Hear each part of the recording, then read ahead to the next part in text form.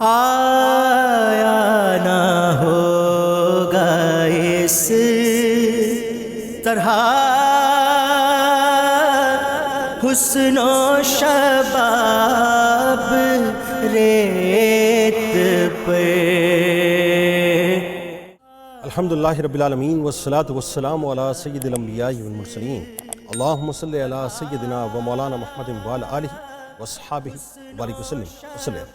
دنیا کے تمام دیکھنے والوں، تمام چاہنے والوں، تمام پیار کرنے اور جہاں جہاں تک اس وقت میری آواز کو سنا اور مجھے دیکھا جا رہا ہے، جنید اقبال کی جانب سے انتہائی محبت کے ساتھ السلام علیکم۔ ایک بار پھر ناظرین، قصص کربلا کے ساتھ میں حاضر خدمت اور سلسلے کو وہیں سے جوڑتے ہیں جہاں ہم نے بات روکی تھی۔ بات یہ ہے کہ اللہ رب العزت کے احکام کے مطابق رسول کریم صلی اللہ علیہ وآلہ وسلم کی پیروی میں نظام حکومت کا قیام وہ عظیم مقصد تھا جس کے لیے نواسہ رسول صلی اللہ علیہ وآلہ وسلم امام علی مقام امام حسین علیہ السلام نے مکہ مکرمہ سے روانگی اختیار فرمائی۔ اسی مقصد کی خاطر ناظرین، آپ علیہ السلام نے اپنے مولد و مسکن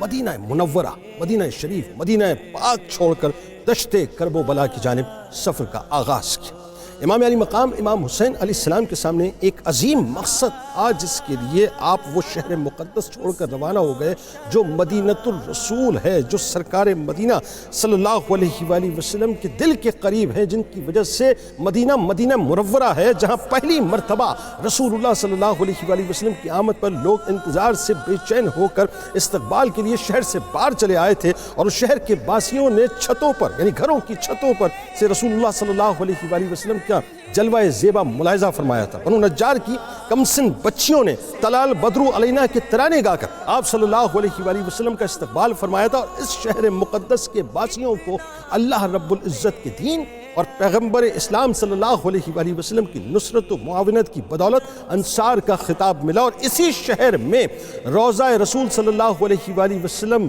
اور گنبد خضرا اپنے نور بکھیر رہا ہے کہ جس کی تجلیوں سے غلامان مصطفیٰ صلی اللہ علیہ وآلہ وسلم اپنے قلوب کو منور کیا کرتے ہیں۔ یعنی ناظرین سوچئے کہ جس زمین کی حاضری، جس در کی حاضری، جس گھر کی حاضری کی تمنا ہر مسلمان زندگی میں کرتا ہے، اور صرف یہ طلب کرتا ہے کہ اللہ ایک مرتبہ بس اس خاک کو میں خاک شفا بنا کر اپنی آنکھوں کا سرما بنا لوں۔ آج ناظرین اسی ارض مقدس کو امام علی مقام امام حسین علیہ السلام چھوڑ چکے ہیں، اور ظاہر ہے اب ظاہری طور پر کبھی آپ کو پلٹ کے وہاں پر نہیں آنا۔ اسی مقدس مقام پر خاتون جنت امام علی مقام امام حسین علیہ السلام کی والدہ ماجدہ سیدہ فاطمہ الزہرا سلام اللہ علیہا کا مدفن پاک بھی موجود ہے، اور یہی تو وہ شہر ناظرین جہاں امام حسین علیہ السلام کے برادر مکرم امام حسن مجتبیٰ علیہ السلام بھی آرام فرما ہیں، اور اسی شہر میں ہی امام حسین علیہ السلام نے اپنی پیدائش اور جوانی کے ایام بسر کیے۔ ذرا سوچئے ناظرین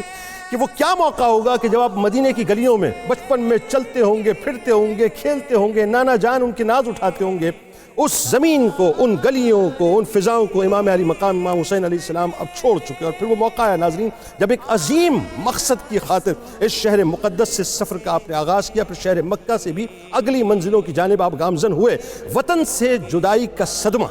آباب سے دوری کا ملال، حج بیت اللہ کے ایام میں شہر مکہ چھوڑ کر روانہ ہونے کا دکھ، اور دشت کرب و بلا کی جانب سفر کی صحبتیں، یہ سب کچھ سیدنا امام علی مقام امام حسین علیہ السلام نے منتخب فرمایا، صرف اور صرف اس لیے ناظرین، یہ جملہ مجھے ادا کرنے دیجیے، صرف اور صرف اس لیے کہ دین اسلام کی سربلندی کو قائم رکھا جائے، مدینے کی پاک سرزمین کو کچھ تو خون سے بچایا جائے، مکے کی حرمت کو پامال ہونے سے بچایا جائے، اور امر بن معروف و نہی عن المنکر کا فریضہ انتہائی روح فرسا حالات میں بھی سر انجام دیا جائے۔ آئندہ آنے والوں کے لیے راہ رخصت کے ساتھ راہ عظیمت اختیار کرنے کے لیے بھی ایک مثال قائم کر دی جائے کہ کوئی اف اگر مگر بٹ کے معاملے میں نہ الجھے، ہاں جب بات آ جائے کہ راہ عظیمت اختیار کرنی ہے تو پھر راہ عظیمت ہی اختیار کرنی ہے۔ یہی وجہ ہے ناظرین اس عظیم مقصد میں کامیابی کے لیے بارگاہ رب العزت میں دعائیں اور التجائیں پیش کرتے ہوئے حضرت امام علی مقام امام حسین علیہ السلام اپنے رفقا کے ساتھ مدینے سے مکہ اور مکہ سے کوفہ کی جانب رواں دواں ہوئے،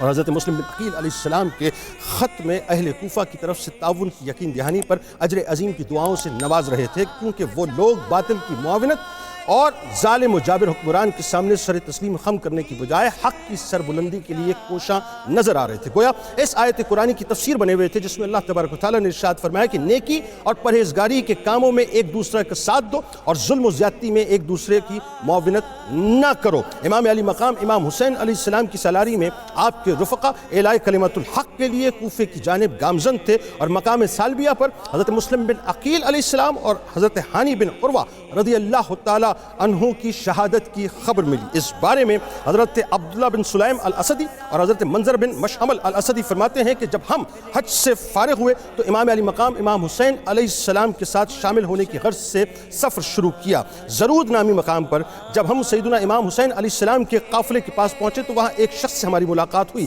جو کوفے سے آ رہا تھا۔ ہم نے اس سے شہر کے حالات دریافت کیے۔ اس نے بتایا، خدا کی قسم جس وقت میں شہر سے نکلا ہوں اس سے پہلے حضرت مسلم بن عقیل علیہ السلام اور ہانی بن عروہ رضی اللہ تعالیٰ عنہ شہید کیے جا چکے ہیں، اور میں نے خود اپنی آنکھوں سے دیکھا ہے کہ ان دونوں شہداء کے بدن کوفے کے بازار میں زمین پر گھسیٹے جا رہے تھے۔ ناظرین کرام، یہ باتیں یہ کہانیاں نہیں ہیں، یہ قصے نہیں ہیں، یہ آل رسول صلی اللہ علیہ وآلہ وسلم کی شہادتیں ہیں کہ جن کے در اقدس سے ہم گناہ گاروں کو شفاعت کے پروانے ملیں گے، جن وجود مقدسہ کے توسط سے اللہ تعالیٰ ہم پر کرم فرمائے گا، وہ مقدس وجود آج کوفے کے بازاروں میں ان شہیدوں کی لاشوں کو جو ہے باقاعدہ گھسیٹا جا رہا ہے۔ عبداللہ بن سلیم کا بیان ہے کہ یہ خبر حاصل کرنے کے بعد امام علی مقام امام حسین علیہ السلام کے قافلے سے جا ملے، یہاں تک کہ غروب آفتاب کے وقت سالبیہ کے مقام پر پہنچے اور اس جگہ کے قریب جا کر امام علی مقام امام حسین علیہ السلام سے ملاقات کی اور انہیں حضرت مسلم بن عقیل علیہ السلام اور ہانی بن عروہ رضی اللہ تعالیٰ عنہ کی شہادت سے مطلع کیا۔ امام حسین علیہ السلام نے یہ خبر سن کر انا للہ وَإِنَّا إِلَيْهِ راجعون کہا، اور آپ کی چشمان مبارک سے آنسو جاری ہو کر آپ کے رخسار مبارک پر آ گئے۔ ناظرین کرام، یہ وہ موقع ہے، مجھے کہنے دیجئے جملہ کہ امام پر اس وقت کیا بیتی ہوگی کہ جو سفیر امام علی مقام تھے، جو سفیر اسلام تھے، جو امام علی مقام کے انتہائی چہیتے تھے، جن پر امام علی مقام کو بڑا پیار تھا، بڑا ناز تھا، بڑا بھروسہ تھا، ان کو نمائندہ بنا کر بھیجا تھا، ان کی شہادت کی خبر اب آپ کو کوفے جاتے ہوئے درمیان میں راستے میں پہنچ چکی ہے۔ اس وقت میرے امام کی، آپ کے امام کی دل کی کیفیت کیا ہوگی اس کو میں الفاظ میں بیان نہیں کر سکتا۔ اس واقعے کا تسلسل تاریخ طبری میں کچھ یوں بیان کیا گیا ہے کہ لوگوں کے خاموش ہو جانے کے بعد عبداللہ اور اس کے ساتھی نے امام علی مقام امام حسین علیہ السلام سے عرض کیا کہ اے فرزند رسول صلی اللہ علیہ وآلہ وسلم، مسلم اور ہانی رضی اللہ تعالیٰ عنہ کی شہادت سے ظاہر ہوتا ہے کہ اب کوفے میں آپ علیہ السلام کے حامی اور طرفدار نہیں رہے، لہٰذا بہتر یہی ہے کہ آپ یہاں سے واپس چلے جائیں۔ اس موقع پر امام علی مقام امام حسین علیہ السلام نے فرمایا کہ مسلم، ہانی اور ان کے ساتھیوں کے بعد اس زندگی کی کوئی خیر باقی نہیں رہ گئی ہے۔ امام حسین علیہ السلام کی اس بات سے یہ بات واضح ہو جاتی ہے ناظرین کہ آپ علیہ السلام اپنا سفر جاری رکھیں گے۔ جو امام حسین علیہ السلام عراق کے نزدیک ہو رہے تھے، ہر روز عراق اور کوفے سے تعلق رکھنے والے متعدد افراد سر راہ امام حسین علیہ السلام کو ملتے تھے۔ جب سیدنا امام حسین علیہ السلام سالبیہ سے آگے بڑھ کر شکوک کے مقام پر پہنچے تو کوفے سے آنے والے ایک شخص سے آپ علیہ السلام کی ملاقات ہوئی۔ آپ علیہ السلام نے اس شخص سے کوفے کے حالات اور اہل کوفہ کے افکار و خیالات کے بارے میں سوال کیا تو اس شخص نے عرض کیا کہ اے فرزند رسول، اہل عراق آپ کے خلاف متحد اور ہم آواز ہو چکے ہیں، اور انہوں نے آپ کے خلاف جنگ کے لیے آپس میں گٹھ جوڑ کر لیا ہے۔ اس کے جواب میں امام علی مقام امام حسین علیہ السلام نے چند اشعار پڑھے، اور ان اشعار کا ترجمہ ناظرین کچھ اس طرح سے ہے کہ اگرچہ بعض لوگوں کے لیے یہ دنیا انتہائی قیمتی ہے، لیکن اللہ کا دار ثواب اس دنیا سے زیادہ قیمتی اور گراں بہا ہے، اور اگر جمع شدہ مال و دولت کو چھوڑنا ہی جانا ہے، یعنی چھوڑ ہی جانا ہے، تو پھر انسان کا اس بارے میں بخل کرنا ٹھیک نہیں ہے، اور اگر رزق اور روزی مقدر ہے اور تقسیم کر دی گئی ہے تو پھر انسان دولت کے حصول کے لیے جتنی کم تما کرے اتنا ہی بہتر ہے، اور اگر بدن بنائے ہی اس لیے گئے ہیں کہ انہیں موت آئے تو پھر اللہ کی راہ میں تلوار سے مارے جانا ہی بہتر اور افضل ہے۔ اور اے خاندان محمد صلی اللہ علیہ وآلہ وسلم، آپ پر میرا سلام ہو کیونکہ میں محسوس کر رہا ہوں کہ جلد ہی آپ سے رخصت ہو جاؤں گا۔ یہ امام بتلا رہے ہیں راستے میں۔ ہسٹری آف گریٹ محمد ایک ناظرین کتاب ہے، اس میں مصنف ہیں برنارڈ لوئس،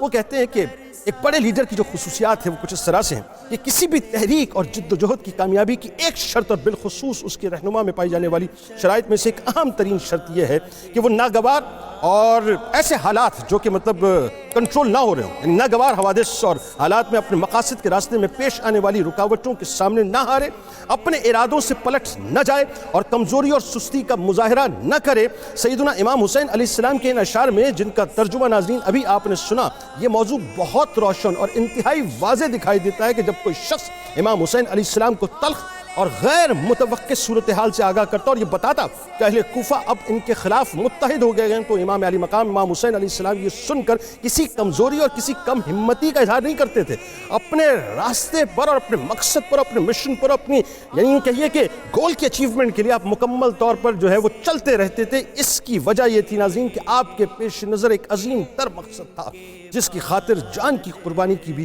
کوئی حیثیت امام کے نزدیک نہ تھی، کیونکہ مومنین نے تو اللہ رب العزت کی عطا کردہ زندگی جنت کے عوض اللہ تعالیٰ کو فروخت کر دی ہے، یعنی مومنین نے بنیادی طور پر اپنے آپ کو اللہ کی بارگاہ میں فروخت کر دیا ہے جنت کے عوض، جو سراسر نفع کا سودا ہے۔ اس عظیم المرتبت اور رفیع الشان معاہدے کی عملی تکمیل کے لیے امام حسین علیہ السلام کا قافلہ کربلا کی جانب رواں دواں ہے۔ اور ناظرین پھر ظاہر ہے وہ موقع آئے گا شہادتوں کا کہ جہاں پر مجھے کہنے دیجئے کہ آنکھوں کے ساحلوں پہ ہے اشکوں کا ایک ہجوم،